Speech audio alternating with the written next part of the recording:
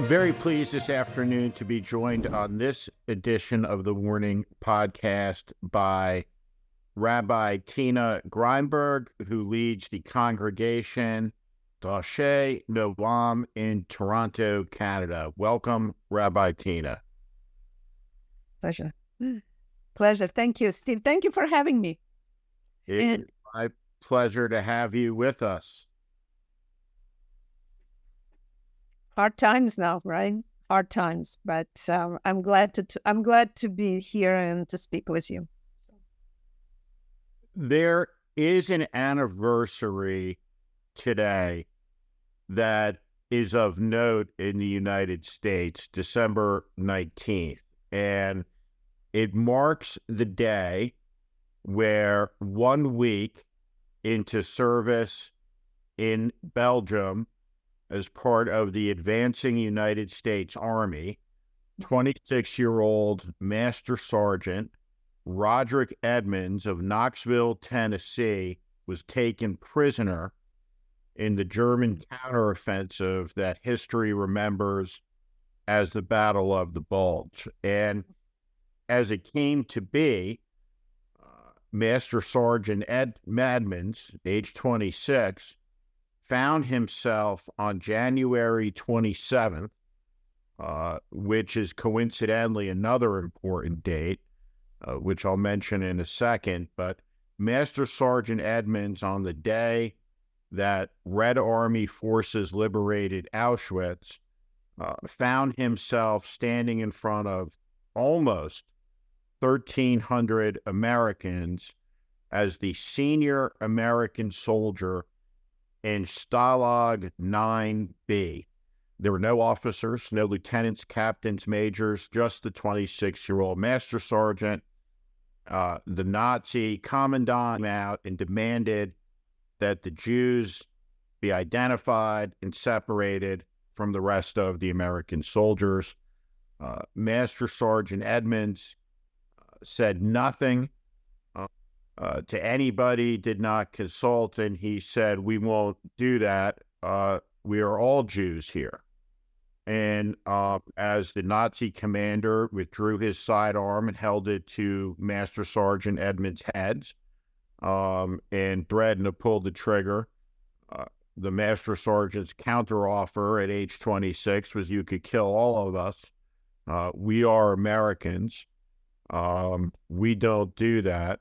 We're all Jews, and that you will be a war criminal and will be hunted to the ends of the earth as we win this war," which was by then evident. And he came home and never told anybody about this story. He had 3 marriages. His son was a Baptist minister, and his last wife handed these wartime diaries, and the son found the name, found the story, and was reading a New York Times piece, apparently, about a real estate transaction involving former President Nixon. And in that story, by happenstance, was an element of this tale by the lawyer who represented Richard Nixon, who was one of the 300 Jews there that day that was saved. And he was declared, years after his death, righteous amongst the nations and the first American serviceman to be so declared. But his capture was 80 years ago today. In that battle, Adolf Hitler's last gasp in Europe, in a war that killed upwards of 100 million people and led to the genocide of the Jews, was underway on December 16th, on the same day that a former American president and the leading Republican candidate for president in the United States talked about immigrants poisoning the blood of our country, which is absolutely Hitlerian Nazi language. You are an immigrant to Canada. You are a rabbi. You are a Jew. And I heard you deliver a sermon over Yom Kippur, I believe, that I think was one of the most brilliant expositions I've ever heard anybody deliver on the subject of anti-Semitism. So I wanted to have you here today to talk about that subject and open it up by asking about that incident from 80 years ago where going to the sermon that I heard, anti-Semitism that you grew up with in Europe, in the east of Europe, is very different. But the anti-Semitism, as I understood your sermon, troublingly seems to be enduring. So, first of all, Stephen, thank you. I am very privileged to serve Congregation Darchei Noam, and I was honored to have you there, and then, after that, develop this connection. I didn't want to write that sermon. I didn't want to write it. And usually when I struggle with sermons and trying to choose a topic to speak on, they're all often several conflicting ideas that absolutely fight for my attention. But here there was no choice, and this is before October 7th. I felt compelled to write, and I'm not sure what was guiding, or maybe I do. What was guiding my hand was a difficult sermon to research, and more so, actually, to be able to say it out loud, that I began to re-experience the trauma of growing up. So, working in a capacity as a rabbi, I go to the hospitals very often, and I speak both to patients and doctors. And one thing began to show up in the last over a decade is that there is not one type of cancer. There are millions of types of cancers out there and maybe I'm exaggerating, I'm not a physician, but in other words, there are many anti-Semitisms as many as there are anti-Semites. So not one anti-Semitism is unlike any other anti-Semitism, because people come to it from some often very personal ideations or group ideas, and then they adapt to themselves. So the anti-Semitism of Soviet Ukraine, maybe to some degree was different than anti-Semitism I encountered in the United States. But let me just say that story of a sergeant standing up, a 26-year-old young man, to be able to have these inspiring words is awestruck, and that's what we found in the United States. I actually came to the United States first in 1979. I was a 16-year-old girl. I had to finish high school, then went to graduate school, and then subsequent ended up in Canada and went to seminary in New York. But I remember the first years in the United States, and I thought to myself, my goodness, there is a world that's free of this. Not only that, but I met American Christians who were so passionate about Bible and about their Jewish roots, meaning from Christianity, that Christianity burst from, that actually church on every corner in Indiana was extremely friendly sight for me. I found friends there. So my experience of New World was very, very positive and free of this of feeling of oppression. So let me just say, on account of the Soviet anti-Semitism, anytime society is oppressed, as we know, there will be an ugly underground of infection that will be rising up from the masses. And so Ukrainians were oppressed as well, and intellectuals were oppressed as well. And God forbid, if you are a different sexual orientation, there was plenty of those who would have turned you in, and you would be deemed as a pervert. The pain of anti-Semitism we experienced was not only that at times it was so difficult, you didn't understand what was it about, meaning why would you not be liked? I mean, I was a kid, I was a girl. What could I possibly have done? But the fact that we had no Jewish education. So I had no Jewish pride. I had no Jewish knowledge. There was nothing to combat to be able to look at this dark force and feel that I have the spiritual ammunition to be able to counteract, to be able to respond to. It turns you on the inside, and it turns into shame. So you have an identity of a Jew, but you did not have the education and the privilege of learning because it was forbidden.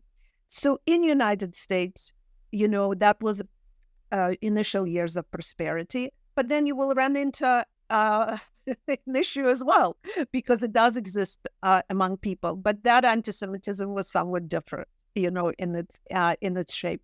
And one thing that was a big surprise, and I mentioned that in a sermon, in a story, is that it came with a smile that I was not ready.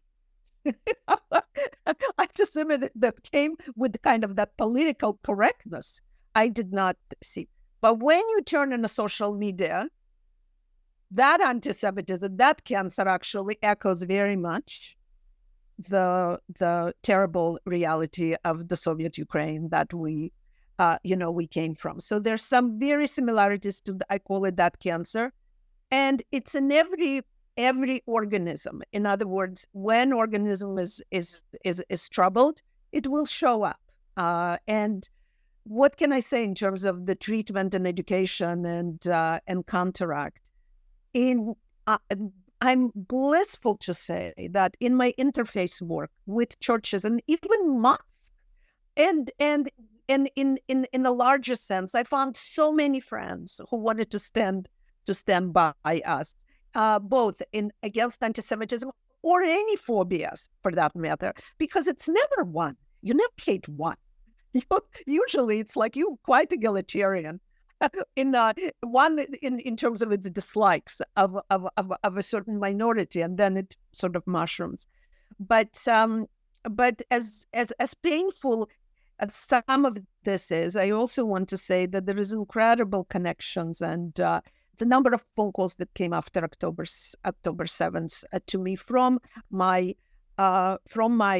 non-Jewish friends, as well as troubling hours and hours in my study with my congregants who say the world, my colleagues, my art community, my liberal circles has turned away its face. So I know I'm beyond the questions you prepared, so I'm going to pull back.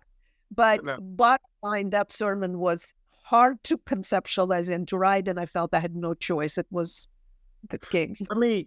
Let me come back to two things that you said before we push forward into the world that exists post October 7th. So your family survived. It survived the pogroms. It survived the Nazis. It survived the Second World War. You survived. Yes. How many Jews were there in Ukraine before 1939?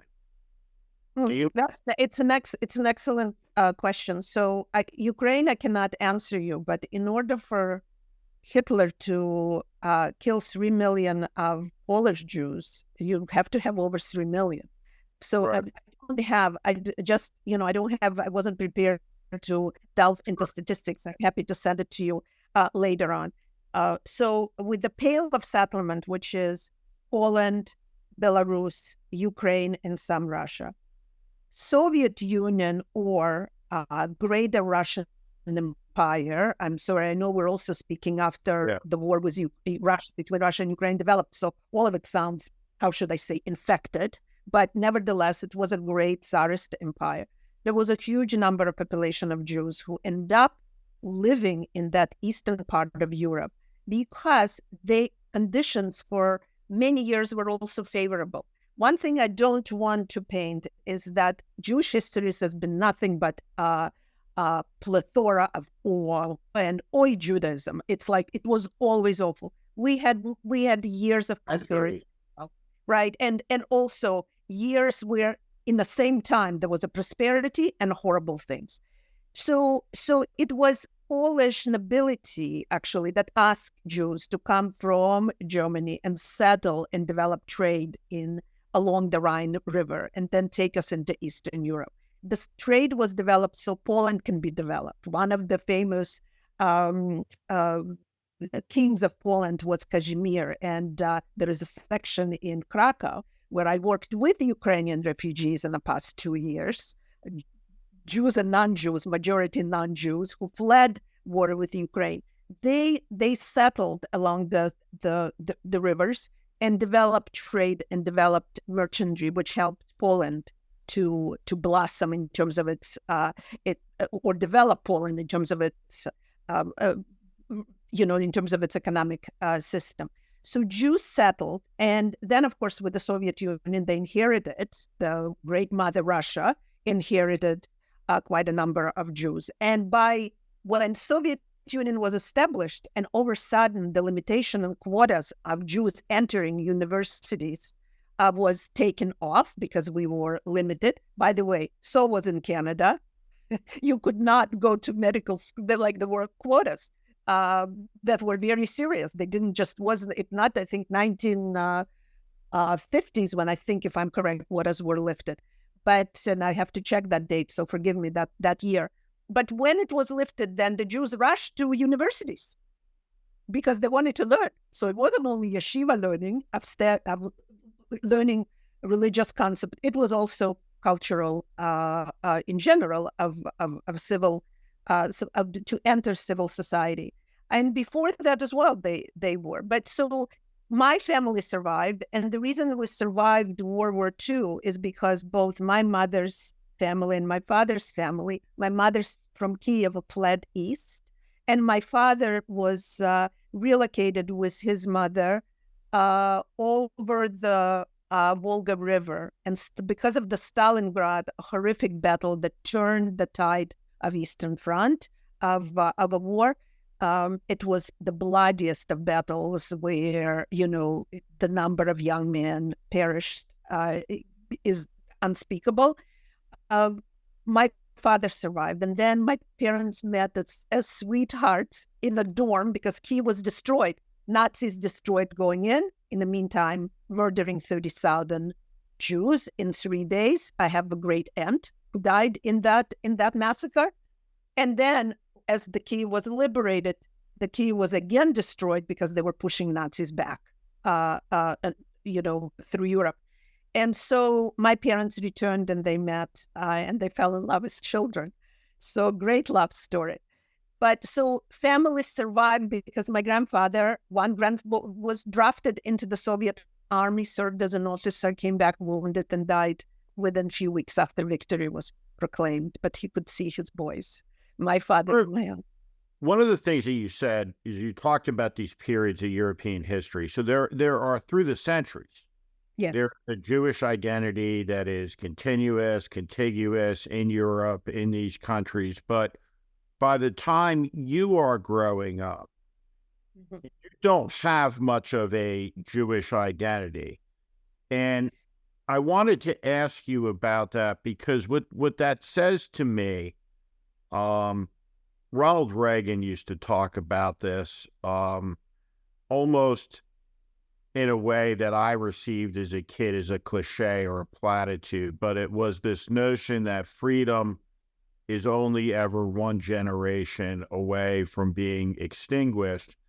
And I think a deeper reading of American history is that if you look at some of the indigenous tribes, the loss of culture, is that one of the great enduring crimes of the Nazis and in the immediate aftermath and of the Soviets was the extinguishment of a 5,000-year-old culture. And it is possible, even within just a generation, you can destroy it. To be able to destroy it and to do it, it is that fragile. And it probably speaks because of that fragility to the incessancy of the aspiration to finish the job, right? To wipe out and to destroy, because there's been a perpetuity to the hate, to the stigmatization. There has always been an impulse um, to get the Jews throughout history. And I just wonder, you know, thinking about the fragility of that. And you told this story in your sermon about the young man who goes off to college wearing a symbol on a necklace of his Jewish identity.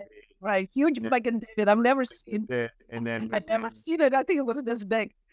And then within a short period of time, you know, that first symbol of identity extinguished, and really about the commitment necessary to the sustainment of identity, of culture, and ultimately nationality before we get into October 7th.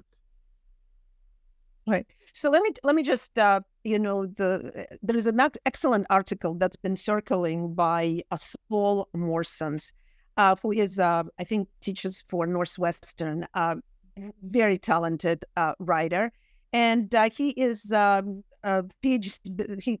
He's a professor of Slavic literature, and his specialty is in Dostoevsky, special. And of course, you know, no one writes about suffering better than 19th century Russian writers.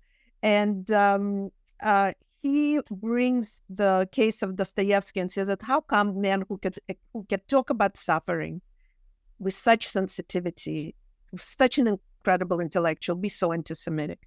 What is it that feeds the brilliant mind and soul in all other ways, but not to see suffering in its fullness? And he develops and tries to understand, to the point that he says, well, he quotes one of the, I think, Russian literary critics, but one of them, he wrote, if the whole world hates Jews, there must be a reason. There must be a reason. If it's through our generation, there was something about these people that's so dislikable. So he gives Dr. Morson gives a very interesting example of particular anti-Semitism that Dostoevsky doesn't want to own, being an intellectual. So for him, it's a philosophy. He says he's not anti-Semitic, but the fact is that he blames Disraeli, right? At that time, the right-hand man in English parliaments, he blames him for capitalism becoming more and more so pronounced, and he hates all the Jews for bringing capitalism to the world and destroying the souls as a result of that. That actually religious aspirations that should feed the masses. And his anti-Semitism, which he doesn't want to own, he says, I don't hate Jews, but he does it in a philosophical way. And that will take us to October 7th, because anti-Semitism will morph into different forms. So if Dostoevsky's idea is it about against Jewish industrialists or bankers and so forth, the next generation will find it in a different place. So as much as I would like to say that when it comes to, if you have some anti-Israel rhetoric based on the fact that you criticize lack of democracy in Israel, I don't understand how that relates to bombing or bringing guns in a Jewish day school in diaspora here in Canada, just 10 minutes away from my house. So you hide your sensibility behind a different philosophy. But the fact is, you put it, it does exist, and it changes form in different generations. And it attacks, this cancer attacks vulnerable souls that do not spend and mind enough time in critical thinking. They choose isolation by looking, and boy, now, my goodness, I'm speaking to you from my lovely little pink color iPad. Boy, it knows what to feed me. If I want pillbox, yes. If I need exercise, particular for women over 50, boy, it knows me better than I know myself. And you have these vulnerable souls who are fed and fed and fed with a material that they cannot both often work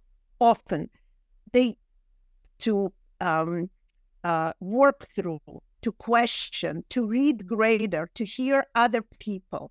So anti-Semitism at times, it was driven by the church. How come? The mother tradition, the Judaism rejected Christianity and Christian roots. How dare you? It's a hate of a parent. It's a dislike that Christianity was rejected. For Spanish Inquisition, my goodness, the amount of land that was confiscated and wealth from the people who were accused antichrist or burned at the stake. Unbelievable. That's materialistically driven. So it's not about the people. It's about often what the people, meaning it's not about the Jews. It's about what the system that produces this poison, what is it after? And very often it will incorporate lost individuals. Crusades picked up along with its pillage, not the finest of Europe, but everyone couldn't read, couldn't write, when the pitchfork was going to liberate Jerusalem from infidels, and on the way do a bit of looting and killing. Well, there were plenty of little villages along the way. Indiscriminatory murder, right? So you have this in, you can have, for example, interaction in an office where your Jewish boss was not really terribly kind to you. And all of a sudden, you will walk out hating every Jew that you meet. Jewish person didn't do the right thing. I want all the Jews to do the right thing, to be most generous, most honest, most the sweetest, open, caring, all the best. That's why I went into rabbinate is, how do you take this extraordinary tradition that was absolutely deprived to me and give it over with love and affection and spirit for good?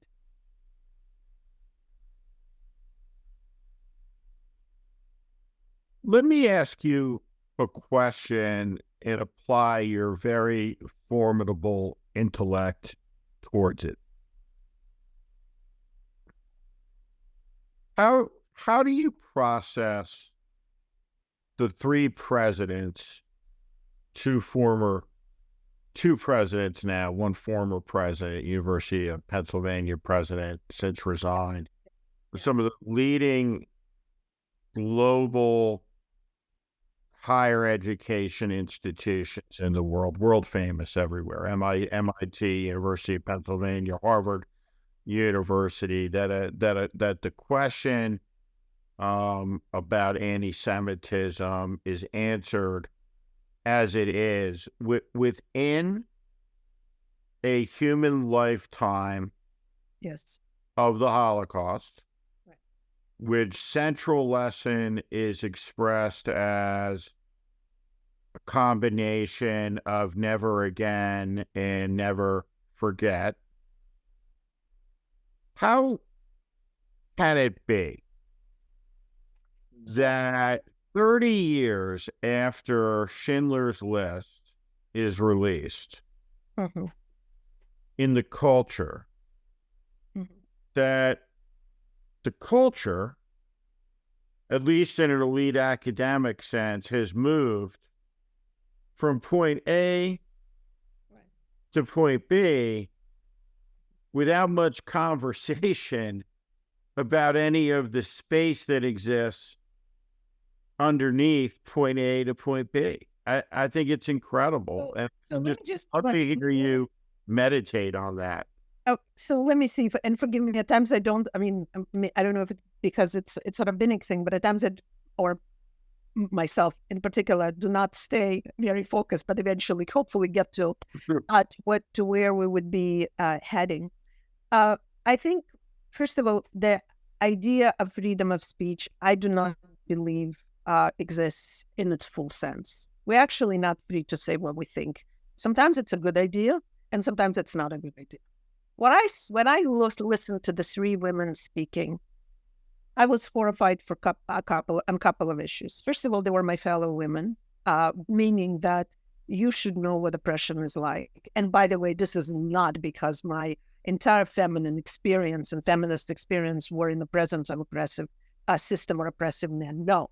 But as a female who worked and lulled and been part, the sensitivity was, a lack of sensitivity was stunning. Forgive me if I expect at this moment from a lover of the world, from another mother, such distance of sensitivity. So first of all, you might have to edit this piece out. So I'm continue speaking. what I was upset, and I would expect the same from men as well. But what that second thing I was stunned by, they looked scared to me. And I look for those signs as both as a rabbi and as a therapist. With these three women looked frightened. They were frightened to speak what they really thought.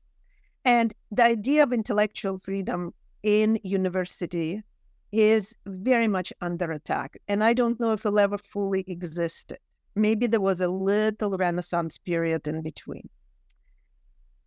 They looked frightened of what will be the consequence if they really say what they think, because I don't believe they have done so.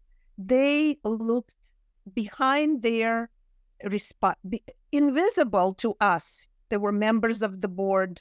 They were donors. They were groups of students and student body to which they were answering.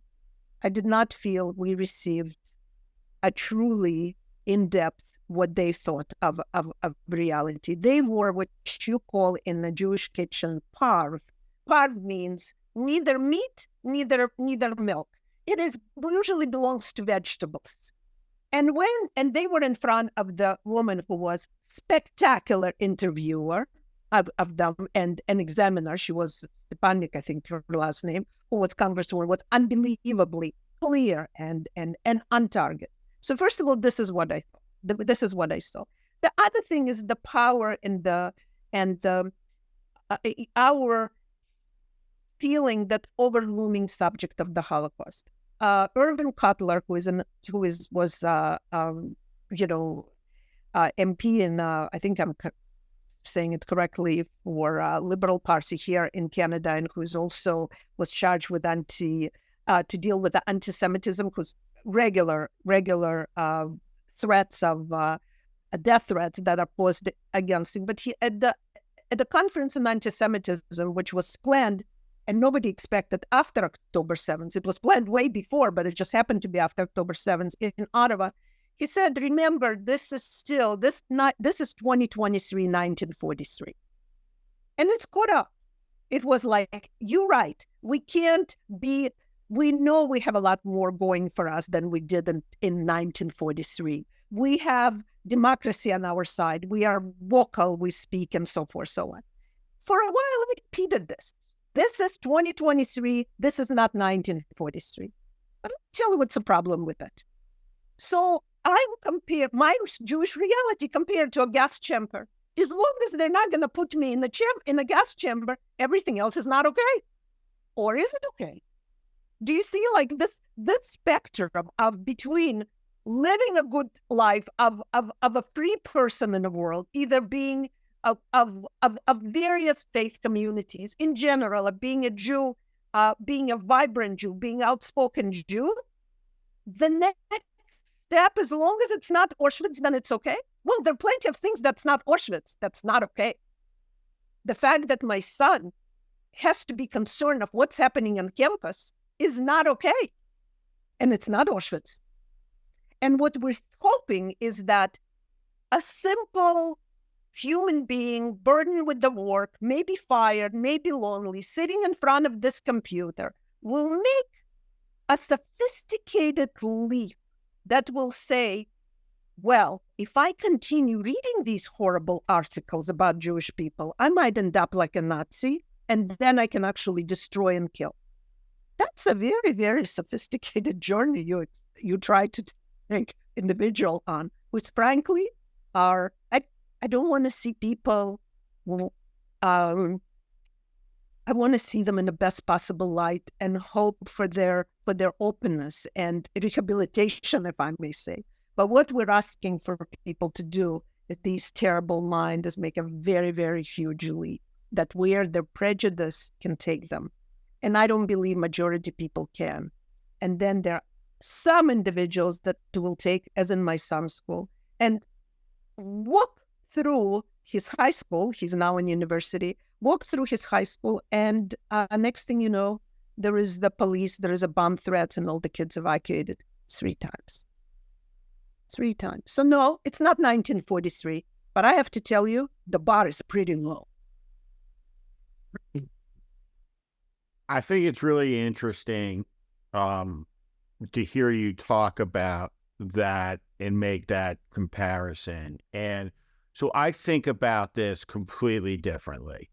And I'll lay it out for you.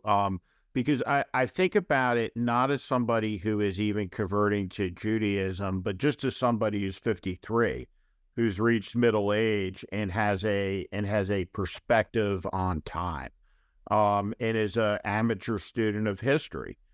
1943 is a year after the Wannsee Conference, where the murder of the Jews is officially planned, and really what we recall of the Holocaust, such as it was the mechanized, industrialized murder through the gas chambers, the incineration, the confiscation of goods, properties, Auschwitz, all of this killing takes place between 1942 and January, spring of 1945, including up through the very, very last minutes that the Nazi Reich existed. They were killing Jews to the very last second, including after Hitler killed himself. And so if you think about 1943 in that moment, how did you get to 1943? And that took 20 years. That took from 1923, from Adolf Hitler's putsch, and you can divide that 20 years. You can divide it in half. It took 10 years from Hitler's putsch to taking power, and it took 10 years to 1943. It took 6 years to start the war.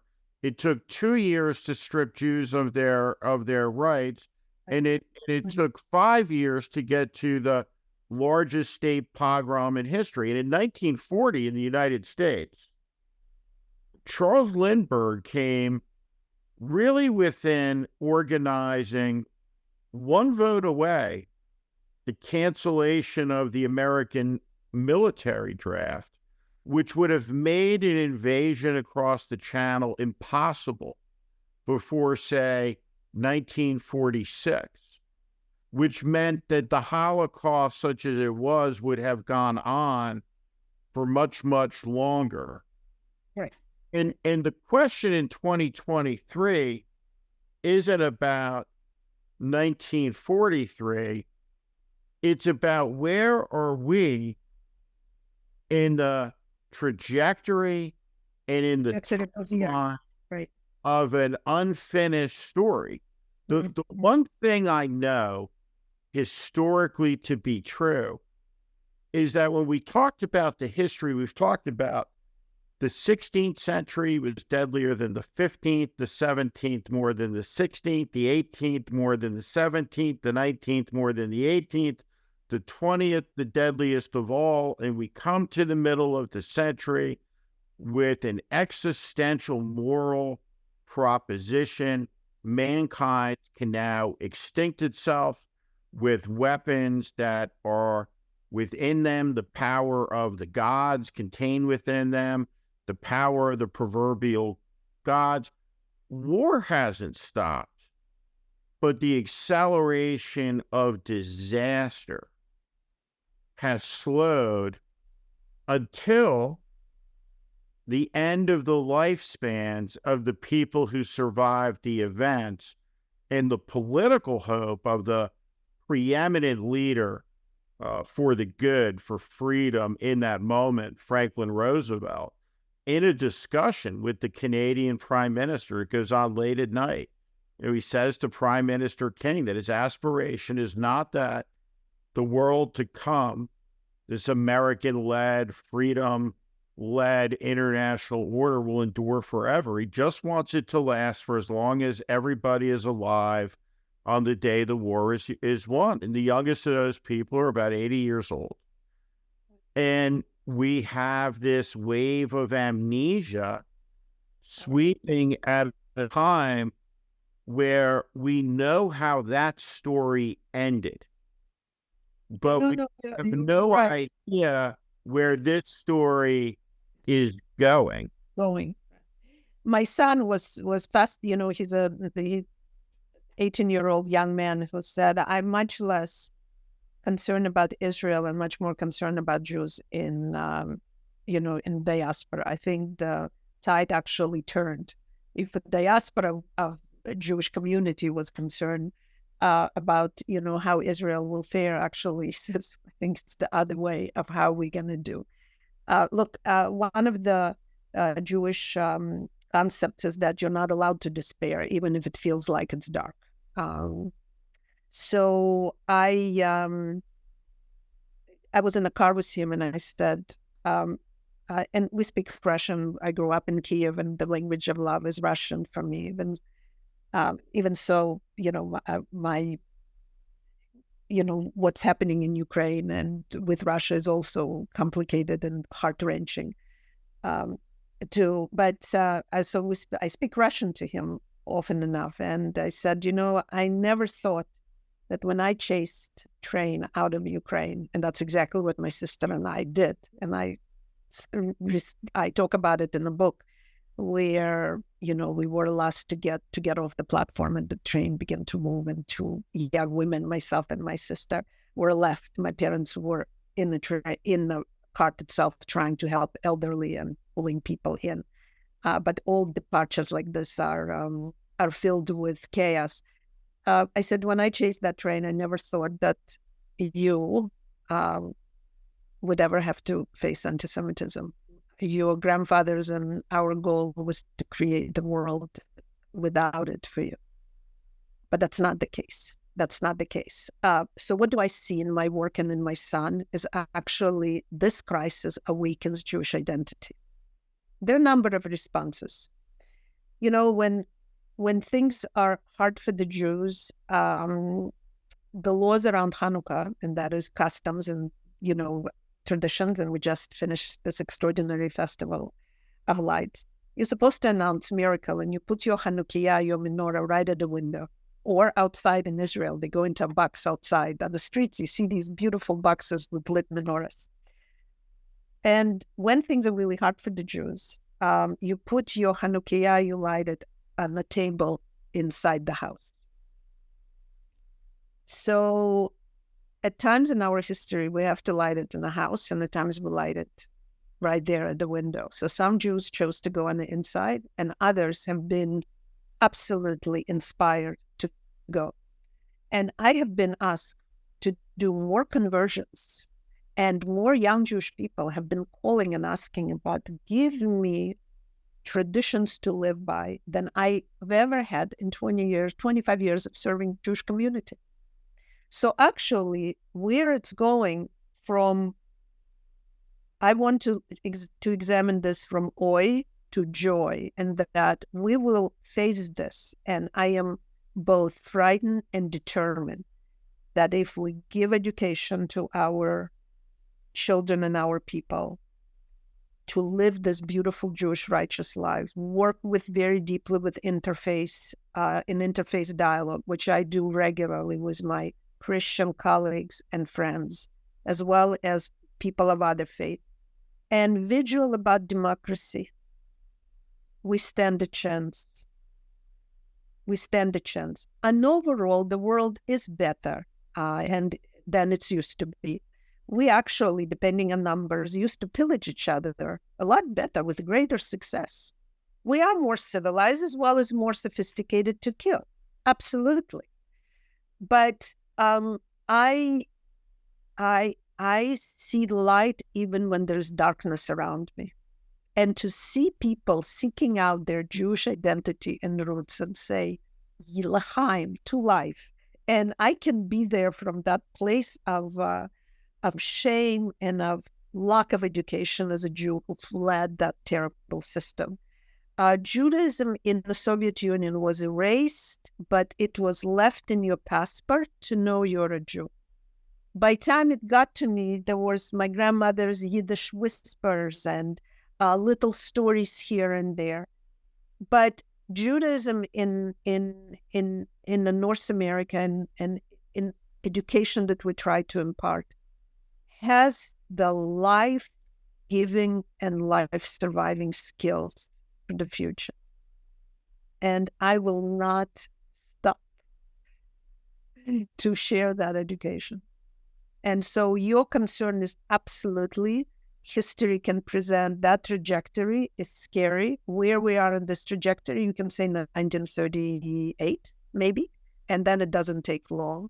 I don't believe this will unfold as such, but when I speak to Holocaust survivors, I cry with them.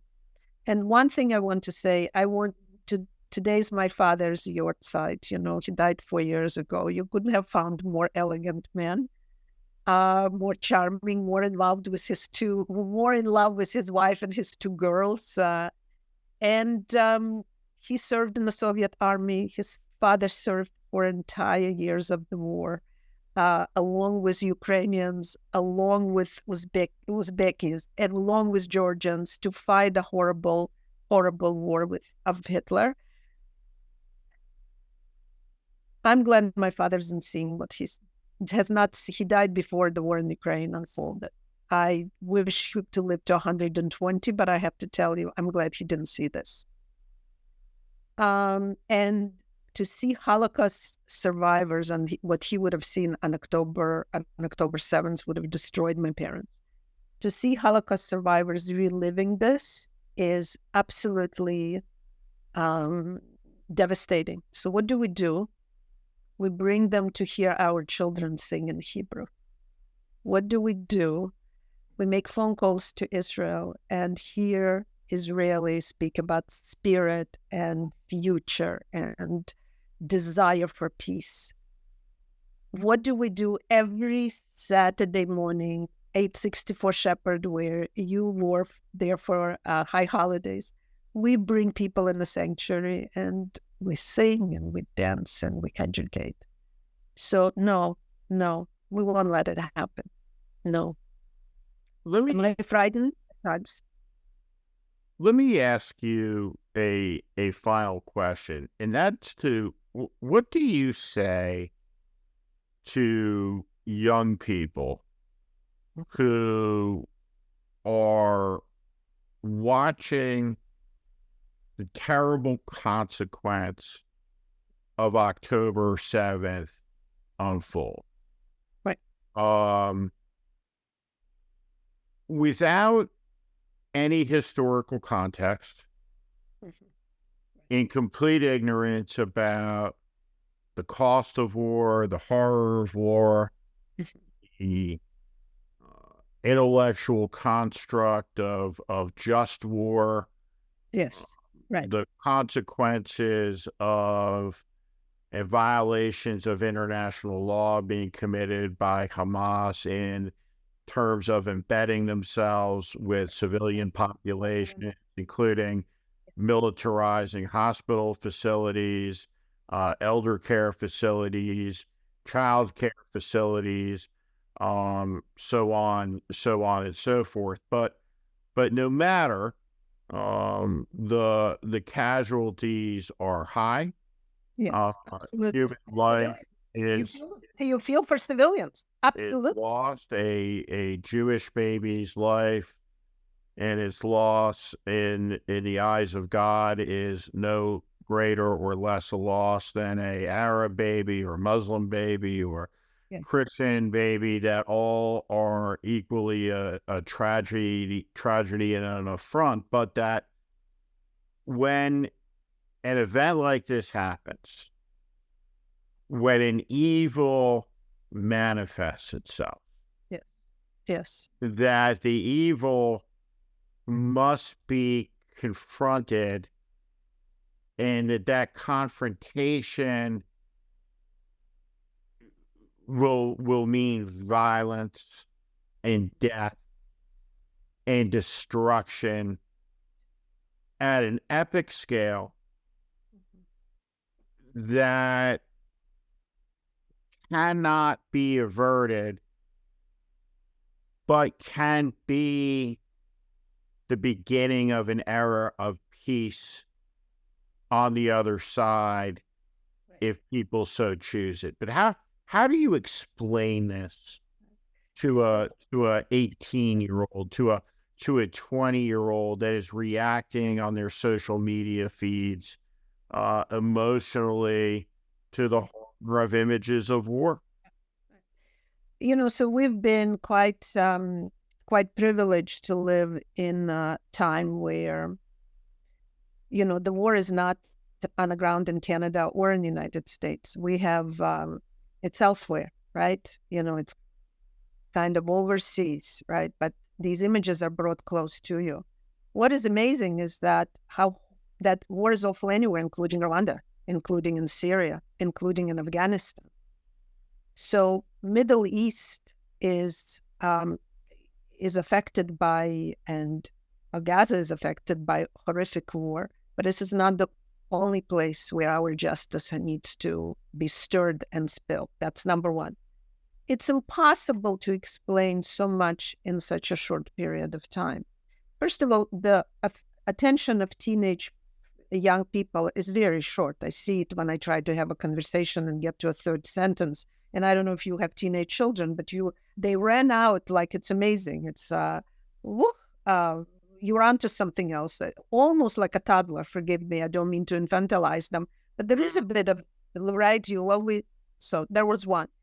I think at the most I can control media, and very often it's profoundly unfriendly and frankly lack of nuance to compare the death of hostages that were only and what happened, in southern Israel, to compare to make the equivalence so easily without distinguish. What does that mean to come into someone else's home? What does that mean, the battleground?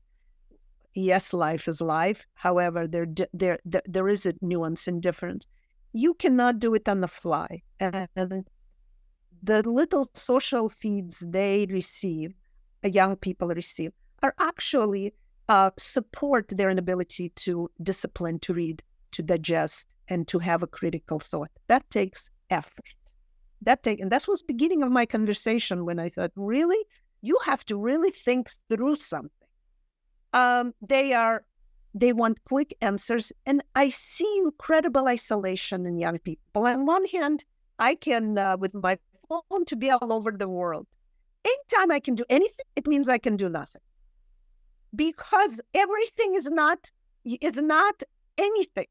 So the depth of analysis is really missing. Plus the media content that just hardly is supported.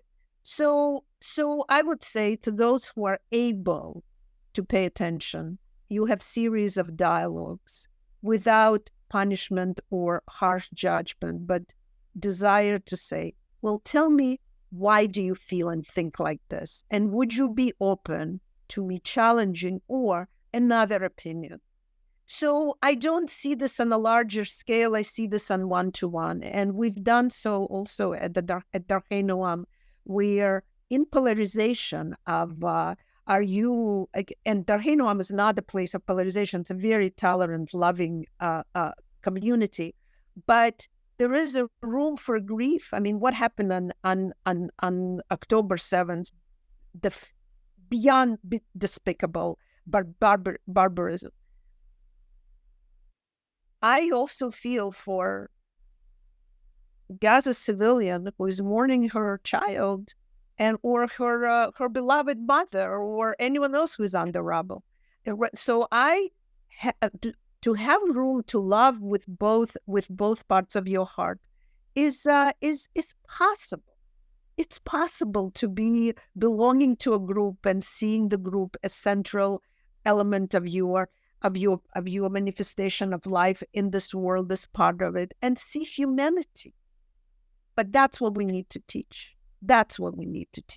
Is it easy? The answer is absolutely not. Did we lose that next generation? I refuse to think that we have.